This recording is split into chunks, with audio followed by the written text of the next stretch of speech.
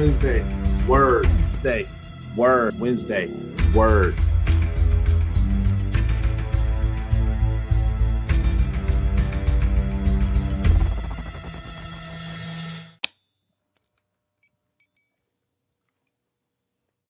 And we are live. What's going on Facebook, LinkedIn, and YouTube Live? It is your man, Coach Rowe. Today is Wednesday. I'd like to welcome you to the first row. And if it is Wednesday, you should already know what that means. It's time for the Wednesday word. That's Wednesday word. Jumping straight into it. Tonight's topic is seeing is believing. As always, I like to share what I mean by my topic. So what do I mean by the topic seeing is believing? What I mean by the topic seeing believing is really about how the world around us has a lot to do with what we believe about the greater world. And not only does it have a lot to do with what we believe about the greater world, it also has a very big potential to skew our perception of what the world may actually be versus what we believe the world to be. So tonight, as always, I have 3 tools for the first row that I want to share with you when it comes to seeing is believing. Let's jump straight into it.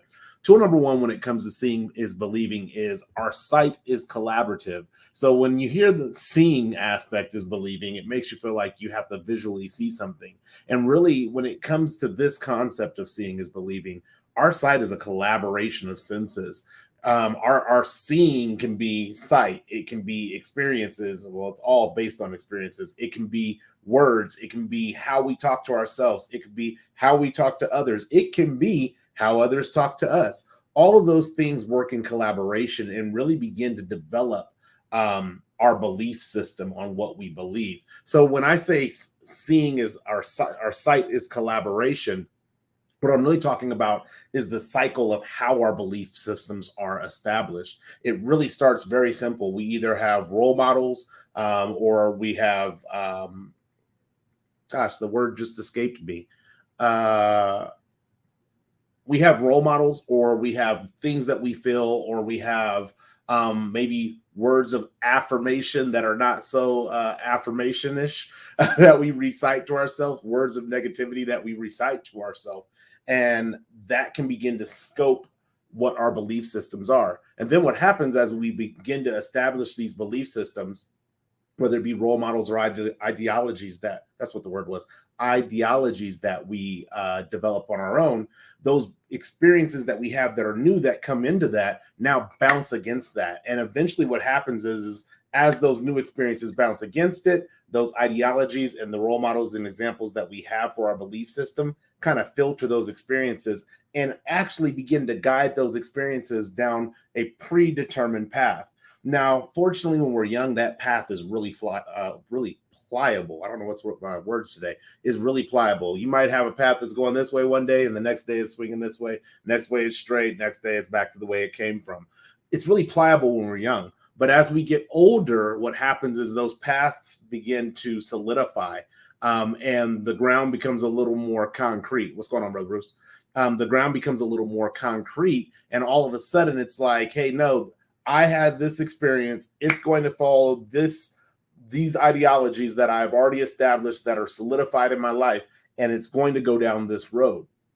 What that typically does is it will cause you to see the world in a light that's really biased. Actually, I mean, if that's that would probably be the word I would use, that becomes biased to where you can't experience the experience for what it is because it's so filtered or convoluted or skewed or contaminated with what your experience is, that your belief system is. And so you can't really move away to actually experience a new experience.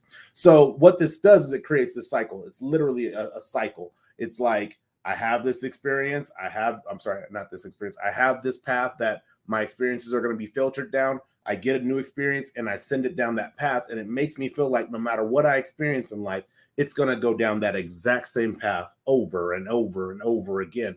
Hey, I got a promotion. Okay, I got a promotion. And so it's going to go like this. I'm going to get a promotion. They're going to promote me. Then they're going to lay me off. And then I'm going to go to a new company. I'm going to get promoted. They're going to promote me. They're going to lay me off. And as you begin to believe those things, which we'll talk about in tool number 2, what happens is it seems like it happens more and more.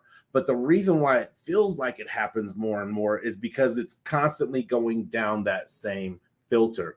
Experiences don't actually happen in isolation. It's not like I experience A over here, and that A experience doesn't come with me when I experience B over here. No, it's like I experienced A over here, and now that I'm over here experiencing B, I still have a recollection of A, so it comes with me to B.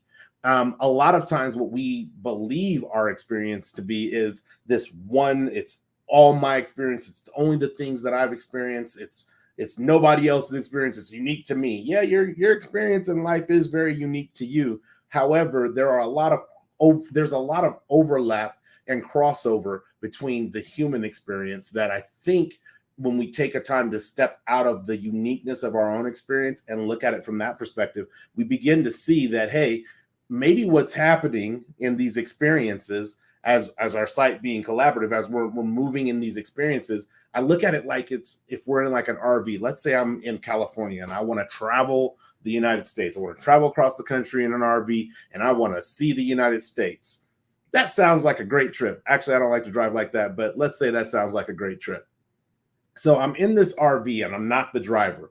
I'm in the back. There's no windows. I'm laying in the bed and I never get out of the RV. We go all the way to New York and we drive all the way back to California. And the entire time I'm in this RV, never looking out of a window, never stepping out of the RV.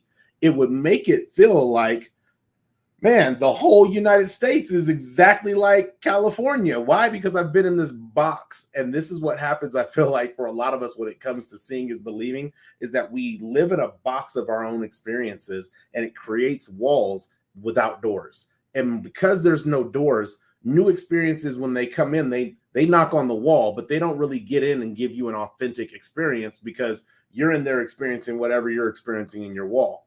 The same thing happens when we take that trip across country and we come back and all we did was stay in the RV.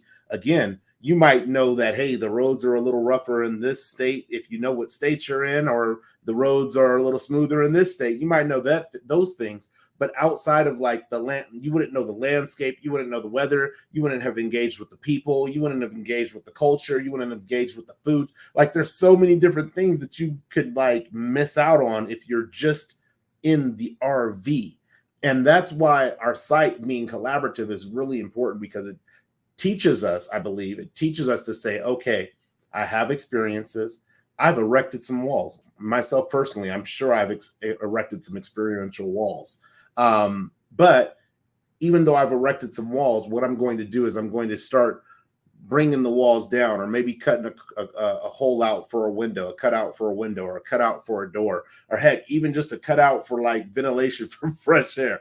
I'm going to do something to allow that the experiences that I am carrying with me, that are traveling with me, to be able to have exposure to new experiences and not just dominate my perception of my experiences.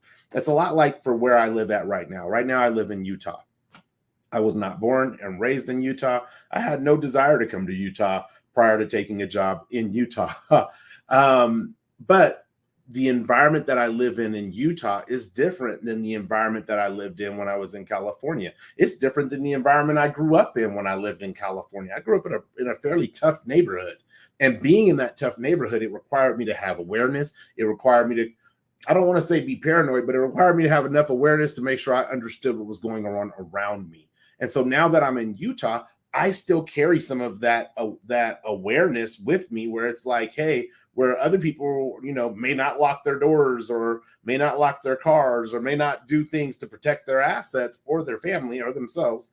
I'm very aware that, like, hey, humans are humans. And regardless if I'm in California, Utah, or the Netherlands, or across the world somewhere else, doesn't matter where I'm at. I'm going to continue to maintain that awareness. Now, what I do, I always slow that down. What I do is, though I have that awareness and I'm carrying that with me as my site or my collaborative site for the experiences that I had in California, also a part of that is just who I am. I'm naturally a protective person, so I want to be aware of my surroundings. So there's this like happy medium, and trying to figure out what the balance is when it comes to being collaborative with your site, based on the things that you're seeing, the people and the things that you're surrounded by, the things that you are saying to yourself. All those things go into actually seeing and believing the things that you're going to experience in life. And being able to accept the experiences that you have in life. I'm sorry, being able to accept the experiences that you have in life in a manner to where it's not constantly being skewed by just your automatic programming. There's, with planes, there's autopilot. You can like get a plane. Once you get a plane pretty much off the ground, you can kind of set it and forget it a little bit, not all the way, but you can kind of set it and forget it. Autopilot will get you to your destination for the most part, and then you got to land the plane. But I feel like a lot of us, we have used our experiences and have used this collaborative sight perspective to where all of a sudden all we can do is fly on autopilot. In the event of an emergency, the pilot can take over the plane. In the event of a non-emergency, the pilot can take over the plane. At any time, the pilot can choose to take over the plane. It's just a matter of choice. And so, again, when I say in tool number 1, our sight is collaborative, realize I want to actually read something here from my notes. It says, once we add role models and ideologies, that further develops our beliefs for more experiences to bounce up against. So once we have the role models and the examples and our ideologies established, we're going to reinforce those ideologies naturally. That's a natural autopilot thing. But what it takes is for us to say, I'm going to take control of the will and actually experience experiences for what they are. The last thing I'll leave you with on this tool is this. I was watching this video, and this group of people, I think they were hiking or something. They were surrounded by a swarm of bees. And the reality is this. The reason why sight being collaborative is so important is because when they were surrounded by the swarm of bees, I'm sure they felt like they couldn't get away from bees, and bees were everywhere. Like no matter where they went, bees were everywhere. And a lot of times when we establish our ideologies and we establish our belief system, what happens is we believe that our current experience is everywhere. And if we're moving through the world like that, we're going to push a lot of experiences that can help sculpt and change and enlighten our perspective. We're going to push a lot of those things to the side. It's going to feel like bees are everywhere when bees are only in the immediate area. And if we can get out of the immediate area, we would have a different experience. So that's tool number 1. Tool number 2, when it comes to seeing is believing, is manifestation is a clear indicator of our beliefs. Now, I know many of us have, if you're on this channel, probably you've read or heard of the book, The Secret. In the book, The Secret, it says our thoughts become things. And I am an avid believer of our thoughts become things. It's not what you want to believe. It's not like, oh, I think that I am, the most attractive man on the planet, and I want to believe that. Number 1, I don't think I'm the most attractive man on the planet. Don't care to be the most attractive man on the planet. Don't care if I was not the attractive. I don't care that I'm not the most attractive man on the planet. But it's not what you want to believe. It's what you actually really believe. Manifestation is a clear indicator of your actual beliefs, not what you want to believe or not what you want people to think about you. And the reason I think that this is such an important tool when it comes to seeing is believing is because sometimes it's hard to measure the untangible. It's hard to say, okay, what am I seeing and what beliefs is that creating? I was going between are and is that creating for myself? And then that's all untangible. What am I seeing and what are the beliefs? Because sometimes, again, it's not seeing visually, it's hearing. It's what am I experiencing? How am I feeling? How do I feel about where I'm at in life right now? Sometimes it's those things, those untangible things. But once you get to those untangibles, the immediate tangible is whatever it is that you may think that you're believing. Your manifestation is going to be a clear indicator of what your true beliefs are. And I remember having a conversation with a friend, actually, and we were talking about like corporate America, working in corporate and things like that. And this person, they were well ahead of me in their career. And I remember we were having this conversation and I was like, I really want to be in leadership. And I'm struggling to get there. I don't know what the path is to get there. And I remember in the conversation that we had the person was like, well, you're going to have to go back to school. You're going to have to go to college and get a degree, because at those higher levels in the company, they expect a degree. It's not even that the degree has to be in what you're doing at the higher level, but it shows discipline. And I remember in having that conversation, I was just like, I can hear them and I can hear that experience, but my belief system, my internal belief system was like, but I can convey intelligence without a degree. I can convey discipline without a degree. The fact that I've been doing Wednesday Word for almost a decade now, that conveys the ability for me to have discipline in doing something. 10 years and I don't have a degree on the Wednesday Word, but I've been doing the Wednesday Word long enough to where I'm disciplined enough to do it, and to do it regularly and consistently. And so I'd say that I share that story because I'm now in a space of leadership in my profession, and being in that space of leadership, it manifested because of the belief system that I had. I always felt, believed, those intangibles, always seen around me people who were being successful and doing and were doing things at the level that they wanted to do things professionally. I have always seen that across the course of my time as an employee from 16 all the way through to present. And so because I've seen those things, because those things have been around me, because my belief system continues to reinforce that, Billy, you're a competent individual and you're good at what you do. And you're going to always push yourself to be better than you were yesterday. Because of those things, my belief system kept me engaged on the activities that were necessary to manifest. And people think that it's like this magic trick. Oh, if you believe and you wish upon a star, then it'll manifest.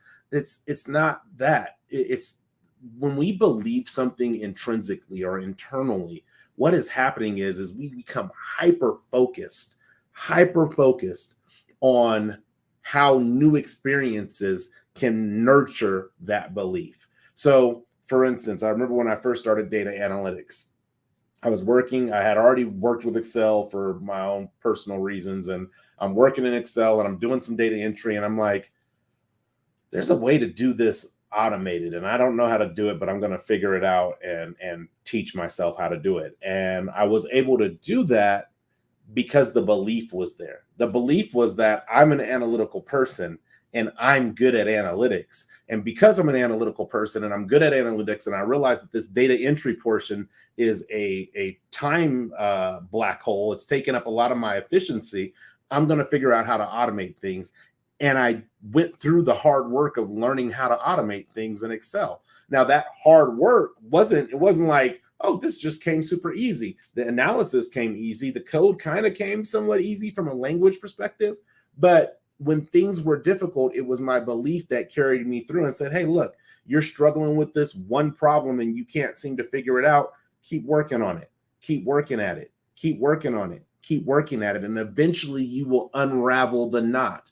This is why our beliefs are manifested, or our manifestations are a clear indicator of our beliefs, because our beliefs cause us to be hyper focused on the activities that will inevitably drive the thing that we are believing into reality. So that's tool number one. Our beliefs, again, they cause us to hyper focus. Manifestation is a clear indicator of our belief system. And then I'll also, there was one more thing I have here in my notes I want to share with you. One more thing. It's a double-edged sword. Our beliefs are a double-edged sword. And I was thinking as I was writing my notes about an experience that I had when I was a child. Now, my father, he was a decent man. Like, he wasn't like, oh my God, he's the greatest father ever. He wasn't like, oh my God, he's the worst father ever. He was a decent man. But he was grumpy and angry a lot, like a whole lot when I was growing up. And so a lot of my experiences with my father were lectures and discipline, not necessarily like physical discipline, but discipline and things like that. A lot of my experiences with my father were those experiences. And I remember one time we were playing in the house, right? We're playing in the house, playing in the house. We're actually having a water fight in the house. I don't know why we were doing that, but we're having a water fight in the house. And at one point, my father is running, and we have three little steps in the house that I grew up going down into the den.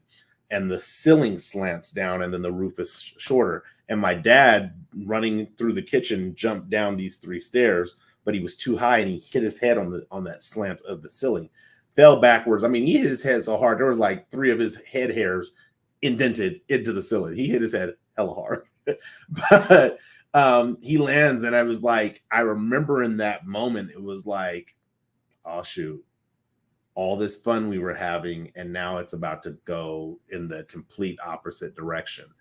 And it just goes to show you like how strong your belief system is to drive your behavior. Because here's the thing, I thought it was going to be the end of the fun, start of the lecture, and we're all in trouble for playing in the house. And my dad did something counterintuitive to what I believed in my belief system.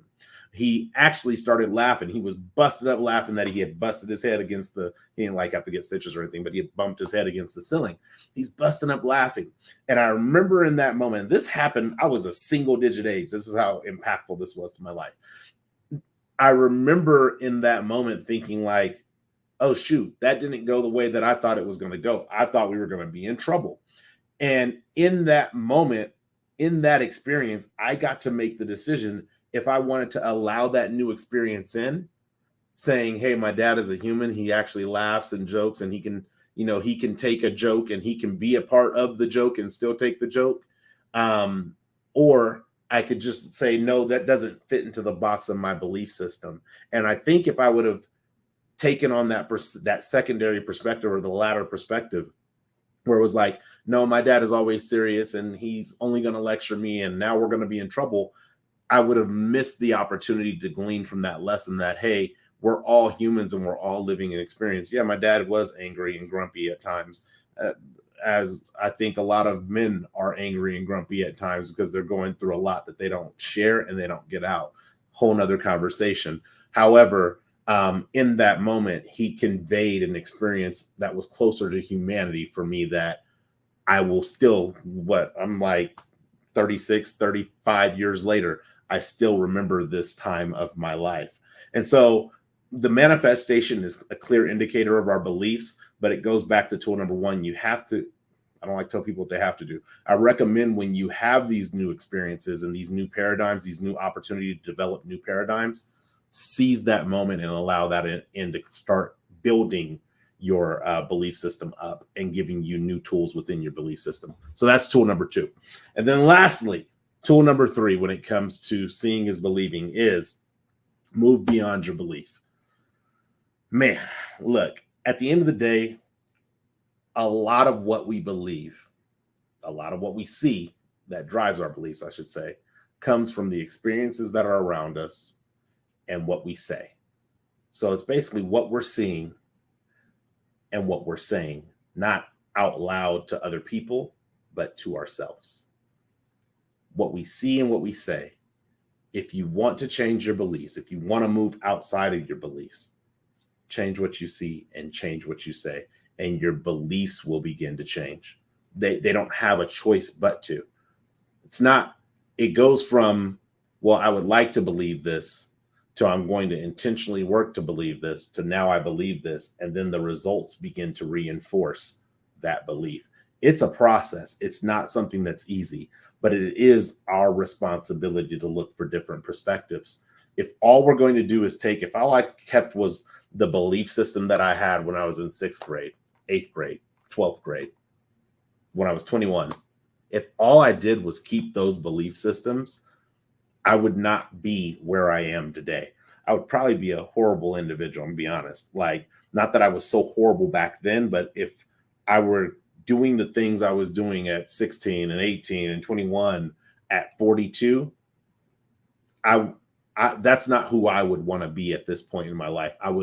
I wanted to be, and it is clear because the manifestation is, I wanted to be a person who was willing to grow, who was willing to advance, who was willing to learn, who was willing to teach, who was willing to role model, who was willing to inspire not only others, but also himself. That's who I wanted to be. And because I was able to move beyond my previous beliefs, I'm constantly working towards becoming that person. Part of, like I said, is I grew up in a neighborhood that was really tough. It was a tough neighborhood to grow up in. I had some wonderful friendships and still have many of those wonderful friendships. But one of the things that really nailed this tool home for me is understanding how I got to where I am today. Like, I was having this conversation. I can't remember. I think it was with my wife, but I can't remember if it was with my wife or not. But I was having this conversation and I was talking about how no matter wherever I go in the world, like in the world, I am well received. And it's not because I'm this pushover and I'm just going to do whatever they say to do. That's not why that happens. It's happening because I am willing to be open. I'm willing to see other people's perspectives. I'm willing to, doesn't mean that I don't have my own fundamental, again, ideologies, but I'm willing to see the perspectives of others and respect the perspectives of others, whether or not I agree with them. Now, here's the thing is, for me, respect is always a two-way street. I can respect that you want to do whatever you want to do with your life, but I can also need you to respect that I may not want to engage with that if that's not a part of my fundamentals for myself. Like, hey, look, I'm not going to tell you not to do you because you're you, but I'm going to do me in regards to whatever the decision is that I need to make. And what exposed me to this, moving beyond my belief system, is very early in life, like really, really early. I want to say like second or third grade. I think it was second grade. Um, I started experiencing different things outside of my own neighborhood. I started doing talent shows and singing and dancing and performance and playing instruments and playing basketball. Wasn't that great at it, but still played basketball. Was in student council, like doing things that were pulling me out of my natural environment. And then I remember when sixth grade, we went to Camp Woodleaf. I can't remember where, it's in Northern California somewhere, but we went to this place called Camp Woodleaf. And this was a place that was our sixth grade trip. And we were brought together with all these other sixth graders that were from other schools. And it just opened up my belief system. And these were like moments. They weren't like, oh my God, life changing, opening up. No, it was like, hey, here's a peek of something different. Hey, now you're in seventh grade. You go to Ashland, Oregon for the Shakespeare Festival. Here's a peek of something different. Now all of a sudden I love theater. My wife and I love to go to plays. Like, that's something that if I probably wasn't exposed to that in junior high school, I probably be like, plays? I'm not spending $90 to go and watch somebody act live. I'll go to spend $10 to go to the movies. Like, what are we talking about? But those micro exposures that I had allowed and helped me move beyond my current belief systems. It helped me move beyond the bubble of the neighborhood that I grew up in and expanded me to leadership and sciences and forensic sciences and microbiologies and mathematics and just a wealth of exposure. And it's because of my openness to that exposure at a, well, again, remember when you're young, your belief system is very pliable. My openness at my young age and the pliability of my belief system, and then growing up now, it's no wonder that no matter where I go, I always tell people, no matter where you go, you are there. So if you have a problem in California and that problem is centered around who you are, when you go and move to Utah, that problem that you had in California is still going to be with you because it went with you to Utah. So moving beyond your beliefs is extremely critical. And again, the way we move beyond our beliefs is that we change what we see. That might be physically changing our surroundings. That might be changing the circle of friends that we interact with.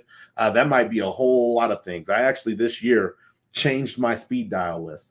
My first speed dial is obviously voicemail, but my second speed dial, which is my first speed dial, is my wife. Every person after my wife is a business partner of mine. Every person after my wife. I'm like, in the order of my speed dial, the people that I want to talk to, because I'm in the process of changing my beliefs, the people that I want to talk to are my business partners or people who are business savvy or entrepreneurs. Those are the people that I want to talk to right now. Now, that doesn't mean I don't check in on other people that I love and care about, but I am prioritizing that exposure right now so that I can begin to change what I see, begin to change the conversations that I have, which will begin to change what I say about myself. And then I will watch as my beliefs also begin to follow suit. So don't be surprised if we look up 10 years from now and it's like, hey, Billy's running another business. Yeah, because I'm actively working to change my beliefs to overcome some of the negative beliefs that I have as well about my ability to be a leader. I'm actively working on that. So you got to move. I recommend moving beyond your beliefs. And that's why tool number 3 is super important. So, really quickly, let's go over. I didn't realize I was going over time today, but really quickly, let's go over the 3 tools for tonight when it comes to seeing is believing. Tool number 1 is our sight is collaborative. Again, all of our experiences help shape, reinforce, and unravel our beliefs.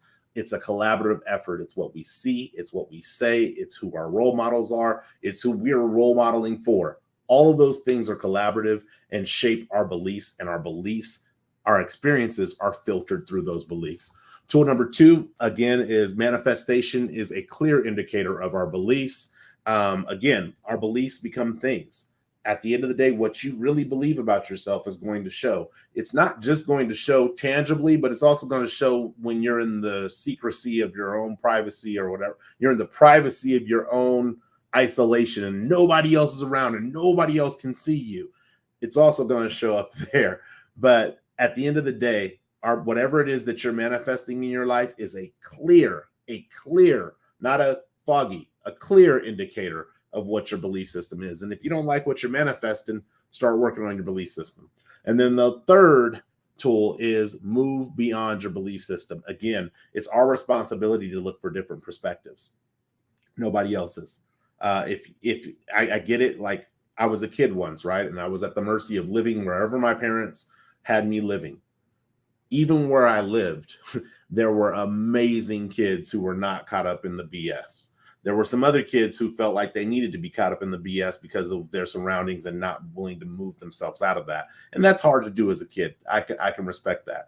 But as a 42-year-old man, at some point, it becomes my responsibility to look for different perspectives, no matter what I've experienced in my childhood. So that's tool number 3. And then, as always, with the Wednesday Word, I like to share a personal story, something that kind of got me thinking about this particular topic. And it's interesting because something initiated this topic, and then that initiation of the topic in that experience brought me back to my childhood. But what initiated the topic is I think I was driving to the airport. Maybe I was going to pick up my son from the airport.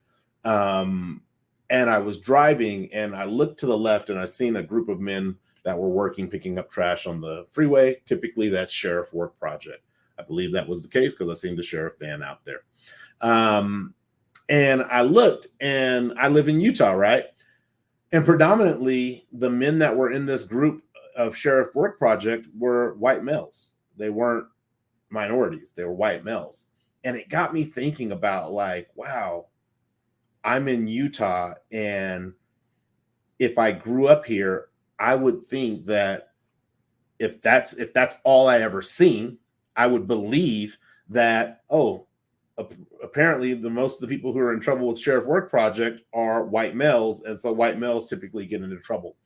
But where I grew up at, there were Laotians, Hmong, Black, Asian, or other Asian cultures, white, Mexican. There was Samoan, Tongan. There was all kinds of nationalities. So if I were to drive past Sheriff Work Project in the neighborhood I grew up in, my brain would say, hey, seeing is believing. Everybody has somebody in their nationality that's going to get in trouble and end up in Sheriff Work Project. That would be my perspective there. But I was able to look at that experience as I quickly drove past it and say, man, that's interesting that until I passed it, I would have believed that the Sheriff Work Project makeup would look very similar to the one that I experienced in California.